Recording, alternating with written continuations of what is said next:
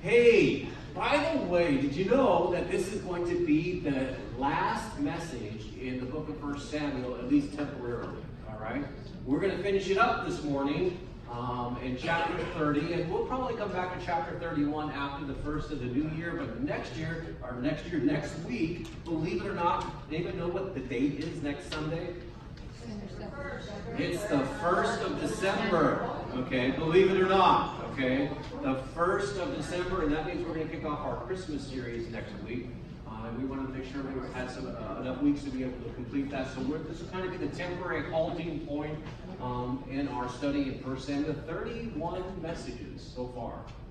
And we're going to come to an end today talking about David. And so if you've not been with us, David has been kind of, if you want to just say, he made a pact with the Philistine king. He was tired, basically, of Saul chasing him all around. And so he went to the one place that he knew Saul would not pursue him, and that's to the Philistines. And when he got there, he served the king, the Philistine king, pretty faithfully, so much to the point that the king gave him some land, gave him a territory, gave him a town. And when it came down to it, the Philistines were going to go to war with Israel, and this is where Pastor Rocky kind of picked up last week. He said that the Philistine commanders didn't want David to serve alongside of him. They were afraid of mutiny. They were afraid that David somehow was going to turn and his allegiance back towards the nation of Israel, and so they basically didn't want him in the battle. And King Asa basically said, go back to where you came from, Ziklag. Go back to Ziklag, that area that I gave you. Go back there. And that's where we're going to kind of pick up this morning. Let me talk to you about this, because as we kind of go into this passage this morning, we're going to talk about crisis. Okay? David's going to find himself, when he gets back to Ziklag, he's going to find a pretty big crisis that's right there in front of him. And I was thinking about crisis. I was thinking about, let me put it up here. It's a time of intense difficulty, trouble, danger, where difficult and important decisions have to be made. And I think everyone in the room, I don't care whether you're a teenager in the room today or you're the most senior saint in the room, we've all been through crises. Matter of fact, if in today's day and age, you probably went through a crisis yesterday, and maybe some of you haven't been awake long enough this morning, but you'll probably have a crisis this morning. Okay, and maybe some of you have already had that crisis this morning. So I'll kind of kick this off. Let me know about some of the crises that you face, or maybe your neighbor faced, if you want to tell me about. Okay, any crises? How many of you love science projects? Is that a crisis? Yeah, I got Miss Whitson in the back. She's going, absolutely. Okay. Man, I'll tell you what, I hated when my kids were growing up science projects. I did. That was like, especially when they come up and say, hey, Dad, our science project's due on Monday. It's Friday, okay? Or maybe if I was blessed, it would be Friday, because it could have been Sunday night, okay? You're trying to do a board. That's crisis, okay? Or how many of you have kids that when you get that phone call from the school and it says, hey, Mom, hey, Dad, I left my backpack at home, okay? Could you bring me my instrument? Could you bring me my homework? Could you bring me my uniform? Whatever it is that you need. And by the way, you're not at work, okay? You don't have plans that day by any means. You don't have to accomplish something. That's crisis, right? But there are also some pretty serious crises. And some of you have been through some of those crises. Some of you have lost your job. And some of you have no plans for the future of employment. And you're stuck. And you don't know what to do. That's crisis. Sometimes crisis happens when you find out a family member, has a drug or alcohol problem, and you know that intervention has to happen. That somehow, some way, you have to be able to step in and be able to help them overcome that crisis in their life. And it changes the whole family dynamic at that time. Some of us have been married a long time and had to have a spouse walk out on that marriage. That's crisis. To find out, you go to the doctor and you find out that somehow, some way, that test that you thought was going to come back okay came back not so okay. And you find out now you're in crisis. I mean, crisis is all around us, and David's going to face a huge crisis here in just a minute as we read through this passage. And he gives us a really great example. We kind of follow this ebb and flow. Be like David, don't be like David. Be like David, don't be like David. Well, today he gives us a great example of to be like David. As a matter of fact, in our crises that we come upon, whether they're small or large, if we will follow the example that David did, we can probably travel through that crisis a lot easier. So if you got your Bibles, for the last time, okay, at least for the short term, turn with me to 1 Samuel chapter 30. You know, I've noticed the last couple times that when Pastor Augie gets up here, he gets like 11 verses. He gets 12 verses, okay? I get 25, I get 31, okay? So we're going to be cruising through this as we kind of go through this, but there's an important message I want us to hear. I want all of us to hear it. All right, so if you got it, let's go.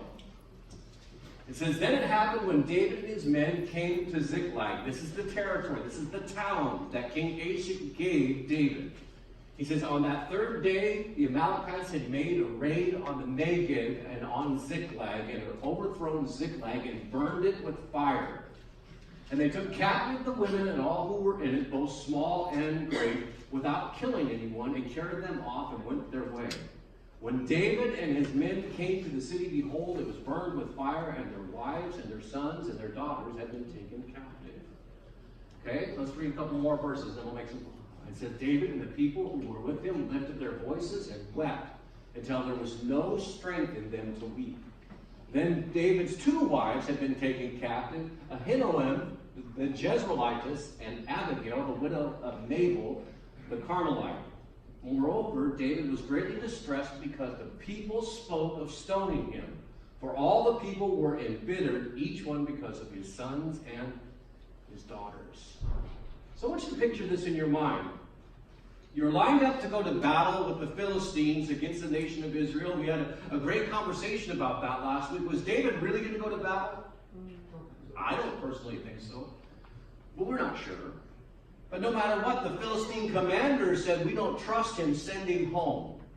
So David begins a 60-mile march to go back to where he came from, Ziklag. And I don't know how close he got to Ziklag, but when he got there, he started to see smoke. Okay, that's never a good sign. Okay, this was not a bonfire. Okay, this was not a Christmas tree burning. This was smoke coming from the town in which he was given. And as he gets closer to that town, he begins to see his town on fire, burned to the ground. And when he gets closer, there's no women and children that are running out to greet them. No one to be able to say, hey, we're glad that you're home, or why are you home for that matter? Because they're gone. And let me tell you something, that's a crisis. That's a pretty major crisis. And so we got God's servant David, okay, in the middle of a crisis. He's been sent home. His home is on fire. The wives and children. Now let me tell you something. David didn't know that they were kidnapped, did he? He probably, just like the rest of us, would have thought the worst. That they had been taken and they were killed. Look what else. He's in cry. He's weeping. And you know, I looked up that word, okay? And that's, I'm going to use a phrase that Augie likes to use. That's that type of word where the snot is dripping out of your eyes. That's impressive. Okay? It's a really brand new word that I just made up. Okay, but it means a deep lamenting, grieving. Now think about that. Wouldn't you be? If you came home and your husband or your wife was not there and your home was a bunch of ashes sitting on the ground, wouldn't you be a little bit, at least tiny bit, distraught? Some of you are going, not really. Not really. But you would be. Your kids. Oh. The family pictures.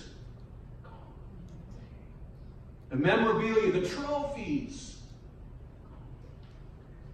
I mean, you would be shattered. And look what happens. It says that they wept and they cried, and then they revolted. The leaders now blame David. They begin to say, David, if you had not taken us over there, we would still be here with our families. We could have protected ourselves. We could have not had our homes burned down to the ground. And they revolted against David so much to the point that they were ready to stone him to death. That's a servant in crisis. So let's see what David does. Okay? Let's go on in the passage. It says, David strengthened himself in the Lord his God. Then David said to Abiathar the priest, the son of Ahimelech, please bring me the ephod. So Abiathar brought the ephod to David. David inquired of the Lord, saying, shall I pursue this band? Shall I overtake them? And he said, the priest said to him, pursue, for you shall surely overtake them, and you will surely rescue all. So David went, he and 600 men who were with him, and they came to the brook Besor, where those left behind remained. David pursued. He had 400 men, for 200 who were too exhausted to cross the brook Besor remained behind. Now I want to go back up here to this, the very first part of this passage, and it says what? That David strengthened himself in the what? Lord. Yeah. And this is huge. Because I found in my experience, a lot of times when we're in crisis, we either turn to God or we turn away from God. We run to God with our issues and our problems, and we get on our face before God, and we pray, and we lift them up, and we say, God, we need you. I need you to strengthen us.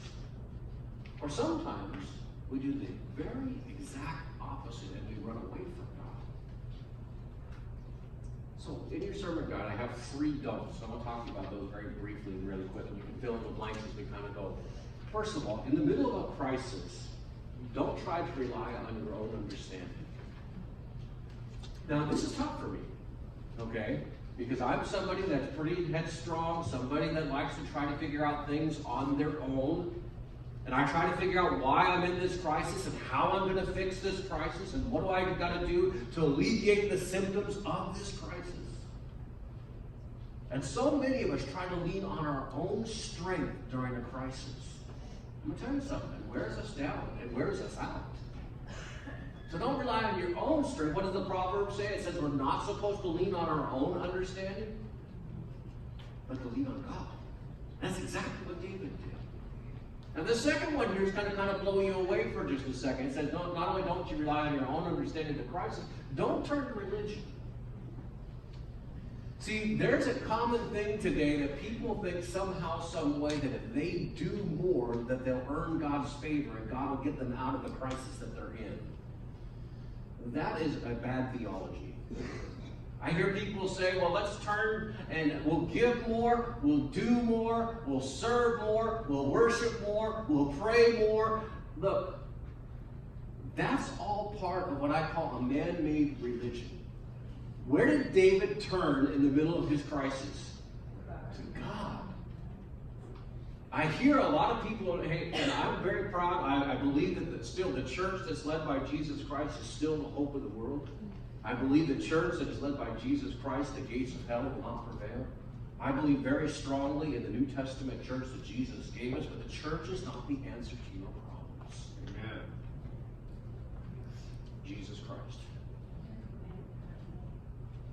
Now, be a part of a church where Jesus Christ is the hope of the world. Be a part of a church where Jesus Christ is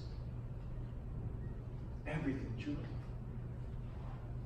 But don't turn to religion. Religion is something that man came up with to worship God. Turn to God Almighty himself. I'm glad David didn't say, well, let me go to the tabernacle. Let me go and give some more money. Let me go and make some more sacrifices. Let me go and do this, and then I'll get out of this crisis. No. Because, see, even when we turn to God in the midst of our crisis, doesn't necessarily mean that the crisis is going away, right? It means you have something to lean on during that crisis. Here's the third thing, and it says don't depend upon emotion. Now, I know some of you are, you're tender-hearted. Some of you are very tender-hearted, and that's good. That's how God made you. And some of you are like stone walls. Okay? That's okay too, because that's how God made you. But a lot of times in crisis, in a deep hurting moment, when emotions are strong, we want to be careful of that, because a lot of times we will act based on our emotions. Yesterday, I got the pleasure, I guess I'll call it the pleasure, okay? doing the law enforcement tournament on base. And I did 6 games back to back to back in soccer, and I was very tired. And this was my 2nd game. And it was amazing because we'll just say that the teams that were playing, we won't go into who they were, but the teams that were playing were whining and crying about everything. Like soccer players tend to do worldwide, okay? They tend to do that. And I had enough whining and crying. I mean, if I made one call against that team complained, and they were crying about it. I was getting surrounded by players. And believe it or not, I was starting to get frustrated. Okay? And when Bob gets frustrated, he has the one tool, okay, in his pocket, okay, and it's not a gun, all right? Although I felt at that very moment I might need it, okay? But I have the one tool in my pocket that, usually will help me restore order. Because I was getting hot, okay, because they were frustrating me. Okay, and I'm one of our more experienced referees, and I started flashing that yellow card, I think 8 in a row. Just one after another. Just like this. Oh, you get another one. Oh, and this is a red one for you. Okay, and I started to flash them pretty quick. Now, after the game's over, I'm sitting there over my chair going, oh boy, I'm glad none of my younger referees are here watching because I didn't handle it well. Okay, I got frustrated, my emotions got the better part of me. Yeah, they're being babies, that's the word I'm going to use, babies, okay? But I could have handled it a little bit differently. But see, when emotions check into whatever issue that you're going through, logical thinking tends to go right out the window. God-filled thinking tends to go right out the window. So we have to be careful of our emotions. It's okay to weep, and it's okay to be angry, it's okay to be frustrated, it's okay, but be careful of making important decisions during that time. Because usually they're led by emotions, and we know where our emotions will lead us. Let's see what goes on in this rest of this passage. It says, now they found an Egyptian, okay? Get this, they've gone to God. They've inquired, shall we pursue this group of people? And God has said, yes, pursue them, and you'll overtake them, and you'll actually get everything back. That's what was promised to David, right? Look what happens. It says, now they found an Egyptian in the field and brought him to David and gave him bread, and he ate. And they provided him water to drink. They gave him a piece of fig cake and 2 clusters of raisins, and he ate. Then his spirit revived. For he had not eaten bread or drunk water for 3 days and 3 nights. David said to him, to whom do you belong? And where are you from? And he said, I am a young man of Egypt, a servant of an Amalekite, and my master left me behind when I fell sick 3 days ago. Okay?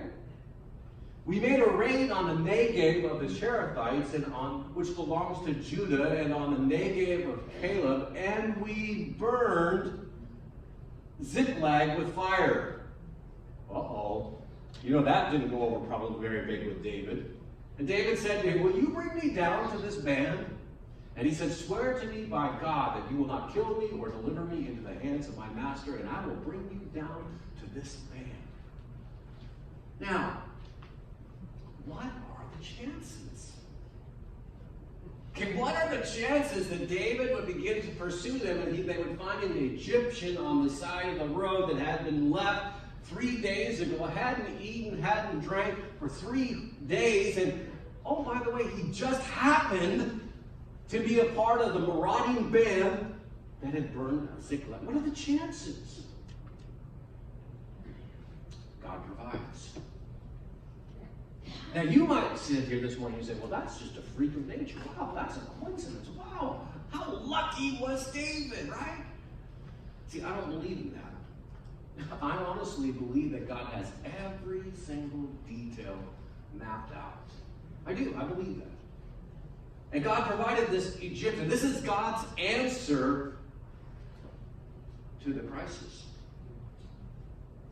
God's provision is provided. God's guidance before. Look, God's guidance, the ephod, the questions that God answers. So God is right here in the midst of all of this crisis. Well, let's see how it turns out. So when he brought him down, behold, they were spread all over the land. This is the marauding group here. eating and drinking and dancing because of the great spoil that they had taken from the land of the Philistines and from the land of Judah. David slaughtered them from the twilight until the evening of the next day, and not a man of them escaped except 400 young men who rode on camels and fled. So David recovered all that the Amalekites had taken, rescued his 2 wives, but nothing of theirs was missing, whether small or great, sons or daughters, spoil or anything had been taken for themselves. David brought it all back, just like God said. So David had captured all the sheep and all the cattle, which the people drove ahead of their livestock, and they said, "This is David's spoil." When David came to the 200 men who were too exhausted to follow David, who also had been left at the brook Besor, and they went out to meet David and to meet the people who were with him, and David approached the people and greeted them. Note this. Then the wicked and worthless men among those who went with David said, "Because they did not go with us, we will not give them any of the spoil that we have recovered, except to every man his wife and his children, that they may lead them away and depart." And then David said, "You must not do so, my brothers. With that the Lord has given us, who has kept us and delivered into our hand the band that came against us, and who will listen to you in this matter? For as his snare is, who goes down to the battle, so shall his," that's not snare, share. "For as his share is, who goes down to the battle, so shall his share be, who stays by the baggage. They shall share alike. So it has been from that day forward that he made a statute and an ordinance for Israel to this day." Now, when David goes down and he basically slaughters, it says that there's a huge bounty. Remember, they've been raiding the Philistines, they've been raiding the people in Judah, and they now have quite this spoil.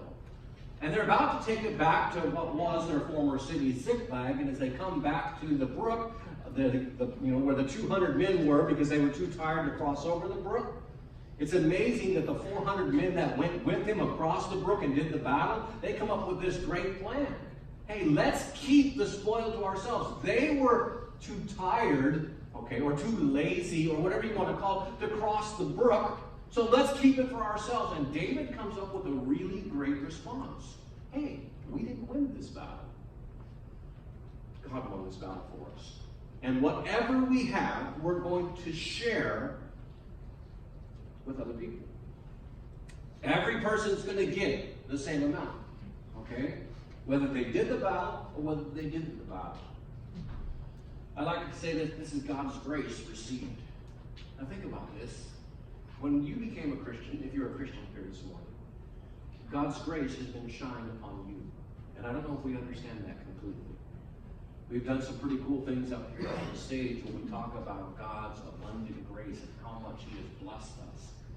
My favorite verse in the book of Ephesians, it says that God has blessed his children, you and I that are Christians today, with every spiritual blessing from above. You, sitting right here this morning. Don't matter whether you feel like that or not, but God has blessed you with every single spiritual blessing from above. He has shined out his grace on you. And by the way, isn't grace one of those words that we use all the time that maybe we don't understand what the definition might be? We do have a vocabulary in the church that a lot of people use. But sometimes, God's grace, God's mercy, God's justification, God's redemption, all these different words, and sometimes we're not even sure what that means. And if God has given me grace, I want to understand what all it is. And when I came up, when I was growing up, I learned lots of little different acronyms, and this is one of them that helped me understand what grace is. When I became a Christian, when I asked Jesus to forgive me of my sins, God's grace was shined upon me, and it was at Christ's expense. See, I didn't do anything to deserve God's grace, and can I just be really honest with you? Neither did you. None of us sitting here today are spectacular enough to warrant God's grace. Right. Every single one of us need God's grace in our life, but it came at not a horrible price. Can I say that? A horrible price at Christ's expense. let's look what happens to David as we kind of close up 1 Samuel chapter 30. David came to Ziklag. He sent some of the spoil to the elders of Judah, to his friends, saying, behold, a gift for you from the spoil of the enemies of the Lord. Now watch this. To those who were at Bethel, and to those who were in Ramoth of Negev, and to those who were in Jatir, and to those who were in Aor, and to those who were in Sitmoth, and to those who were in Eshtemoa. I practiced all those words this week. And I don't know, because I probably mispronounced every single one of them, okay? But you know what? I did it flow, right? It flowed. You know? Usually when I'm reading to myself, I just skip over it, okay? But anyway. It said, to those who were called, and to those who were in the city of the Jerahmeelites, and to those who were in the city of the Kenites, and to those who were in Hormah, and to those who were in Bor Ashen, and to those who were in Athak, and to those who were in Hebron, and to those, all the places where David himself and his men were accustomed to go. So what did David do here? Not only did the 600 men and their families get an equal part of the spoil, it says that he took the spoil out and he shared it with other people. He took God's grace and he shared it with other people. And we'll come back to that here in a few minutes, because I think that's an important part of what we're talking about this morning. So for the very last time, okay? Now we'll probably ask this question differently in the days and weeks to come, but you know, the next slide's going to say, so what? That's it. For all intents and purposes, we finished 1 Samuel. 31 messages. But so what? What about today? You read this passage, and what does it say to you? What stands out to you? Or maybe something that stands out from the entire book. Go ahead, share with me. David loved the Lord. David did love the Lord. And you know what's funny about that, Marcy, is I'm just going to throw this in here as a kind of kicker while you guys are thinking about this. Not only did David love the Lord, but David wasn't perfect. We saw some things that David did in this book that, you know what, David's not a perfect person. He is a man after God's own heart, because what I like about David is when he does mess up, he recognizes that he messes up and he repents and he goes in a different direction. Amen. That's what I love about David, okay? A lot of us are kind of, you know, we're stubborn. So yes, David loves the Lord. What else?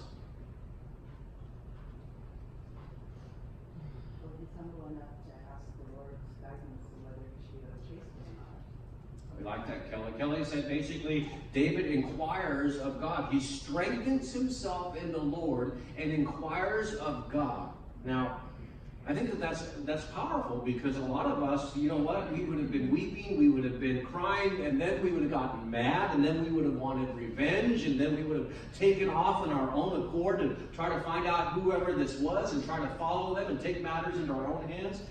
David was different. David strengthened himself in the Lord, inquired of God. Hey, do I go forward? Do I pursue? Is it worth it? What's your will, God? I think that's really good. But he also gave God the credit.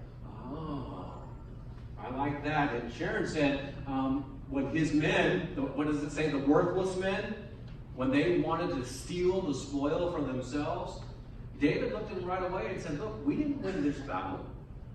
This was God-given. God was over this battle. Again, a man after God's own heart. Okay, this side of the room's tearing you guys up. Okay?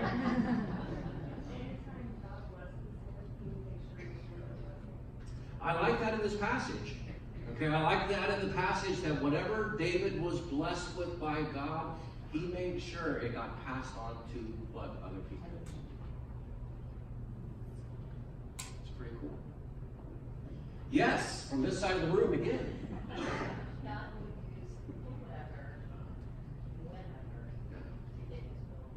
Yeah, I see your hand. I'll be right there. Okay. I like what you said, Pam. Who did God use in this story? An Egyptian. Okay? Egyptians weren't overly God-fearing, Jehovah God-fearing people. Okay? They had their own gods that they worshipped. And yet God still used a let's call him a pagan, for the lack of a better term, a pagan, to be able to accomplish whatever he was going to do. Miss Whitson, all the way in the back. I'm probably going to need a repeater, but go ahead. God's plan was sovereign. He knew what he was going to do, and like throughout the whole book of Samuel, he provided ways out for David. Like when you look at the last chapter, he had a plan and provided a way out for David. And this provided a way that he would be able to bring back women and children. But he's sovereign throughout every crisis and difficult situation. I like that. Ms. Whitson says that God is sovereign, and again, that's another one of those church words that I like to define. God is large and he's in charge. Okay? And that's how I like to define sovereign. Okay? He's over everything. And he provided, look, so many times we say, and I've said it, okay, and I think Augie has said it, we've said that 1 Samuel is actually a narrative about Saul and David. Actually, this is a narrative about God and God's faithfulness. Eric? Whenever David has a hard time for trouble when he comes to God, he knows God. Others? I think he shows himself as a good leader because no matter what anybody else underneath him wants, he always brings them back. Yeah, David was a true leader. David had to actually navigate some very difficult things with his people. Just remember a couple, verses before. What did they want to do to David? They wanted to stone him, right? And by the way, now when you're telling them, no, we're not going to steal or take the spoil from God and hoard it to ourselves. We're going to share it with others. I'm sure that was a really popular decision with the other 400 that felt that they should be able to keep it, right? Yeah, leadership. David was truly a proven leader. As I look at this passage, there's a couple things that stood out to me that I want to challenge you. A long time ago, I appreciate Pastor Augie. Anytime he tells his story of how he came to know Christ, of how he really came to know Christ, I appreciate that. Because it does talk about so many of us in the room. But I came to Christ when I was about 12. I was lost. And I'm going to just say this, that I think that anybody that doesn't know who Jesus is in a personal relationship, where God has forgiven them of their sins, is in distress. They're in danger, right? They're in trouble. That's according to what the Bible says. And so all of creation as it is at distress. But it was about 12 years old that a young girl, invited me to church.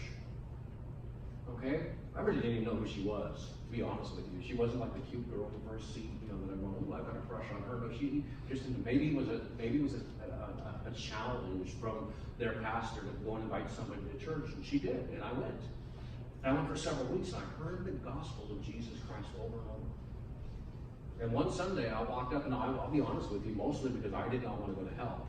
Because the pastor, back then, that was a Southern Baptist hellfire and brimstone church. And I'm going to tell you, that pastor scared me to death, but that was a place I didn't want to go. And so I definitely asked Jesus to forgive me of my sin, because that was the place I didn't want to go. But see, what happened? God's guidance was given. He provided a young lady, in the 6th grade to ask me to go to church. The provision was already provided for me. We'll be talking about that during the Christmas season. God sent his son, Jesus Christ, to the world to be the Savior. It's already been provided for you. There is nothing that you can do to earn God's salvation. It is already in front of you. And then one day I received his grace. And you know what I'm supposed to do now, right? I'm supposed to share that grace with other people. So we're coming up on the Christmas season. Look inside your bulletin, I actually, we put 2 of these flyers in here, and that was very purposefully so. One of these is for you. So you know that we're still going to be meeting on Sunday mornings at 9 and 10:30, and then our Christmas Eve services are on there. And we have a good Christmas series planned this year, but the other one here is for you to give to someone else. that has a map of our church. It has the times, it has our website, it has our phone numbers. It says that there's transportation required. We put all this together. And look, this is what I'm asking. If we've received God's grace, and there's a great majority of us in this room who have received God's grace, then we're to go out and to share that with other people. Let me tell you something. We're going to be sharing the gospel of Jesus Christ in this sermon series, talking about Christmas. We're going to be looking at the different people that are in the Christmas story. That you're going to be blown away. That why are they in the Christmas story? Because you're in the Christmas story. God didn't come to save people, okay, that had their lives all together. He came to save people whose lives were a mess. Yours and mine included. That's what Christmas is all about. So take an opportunity to invite somebody. Now, if you notice, we're going to have 2 Christmas Eve services here at the church. Now, I'm going to tell you something. Look around. There's not very many empty seats here at first service, right? And just think about this. I want you to picture this. I want this type of problem. Yes, Craig, come up, please. I want this type of problem. I want us to figure out how we're going to put more people in this building. 2 services. And what if? Famous preacher always said, always close your message with a what if statement. What if we actually did go out and share God's grace and invite somebody to come to church with us? What would it look like in this building on Christmas Eve? Some of us, we might have to stand in the back. Some of us might not get our regular chair that we always sit in because, that visitor might come in and snap up your chair. Okay? Some of us might have to stand out in the foyer and watch Christmas Eve service on one of our TVs out there. But that would be worth it, right? For us to be able to invite people to come and to hear about the gospel of Jesus Christ on Christmas Eve, to share in a candlelight service, to watch our kids sing a couple songs. Wouldn't it be worth it to do that? Then take these and share them. Hey, the young lady that invited me to church, her name was Kathy. Her last name was Johnson. Her mom's name was Barbara. She drove a Datsun B210. Those of you that remember that. It was a long time ago. I remember the route that we would take from my house. I remember the way we would go up the hill, and we would park on the side of the road in a little white church. And that's where I got saved. Okay? I have gone through a lot of things in my life, and I have seen and done a lot of things and been in lots of different places in my life and done numerous different things. But let me tell you something I never forgot. Is the young lady that invited me to church, where I had the opportunity to hear the gospel of Jesus Christ and an opportunity to respond to that. I've never forgotten that. I've never forgotten her face. Never forgotten her mom's generosity in driving me and coming over to my house and picking me up. Wouldn't it be romantic? Of course, it'd be kind of ruin things for Cheryl and I, but no, we never got married. We never dated. We never had that. Why did she invite me to church? Why did she invite me to church? Why? Yeah, I've got all the Jesus answers. I do. I got them all. Okay? She was being faithful as a 12-year-old to do what God told us to do, to take His gift to go out and share it with other people. Let's be faithful.